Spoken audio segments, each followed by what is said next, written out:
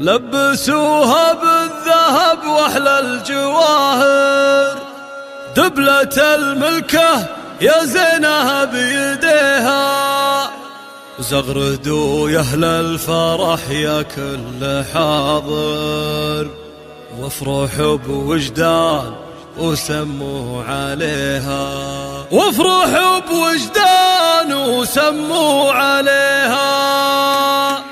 لبسوها بالذهب واحلى الجواهر، دبلة الملكة يا زينها بيديها، زغردوا يا اهل الفرح يا كل حاضر، وافرحوا بوجدان وسموا عليها. باركوها واشعلوا جمر المباخر، عدها اليوم انكتب على اللي يبيها، ما خذاها الا من شيوخ واكابر، دره غاليه ويا بخت قلبه فيها. يا العروس وجدان فرحك ما لا اخر، افرحي يا الفاتنه يا بنت ابيها. يا الامير اللي جمالك حيل ساحر، مهرة كل الوصايف تحتويها، من هو قدك بالحلا من هو يجاكر، مرمرك بود العذارى مرمريها. انت بنت الاصل وخصالك نوادر، والادب والطيب انت تملكيها، بنت شيخ منزله بالطيب عامر، هذا خالد والمواقف يحتميها. وامك اللي كنا هلا بدر ظاهر، ام وليد والحلايا تكتسيها، واتك اللي يسحرن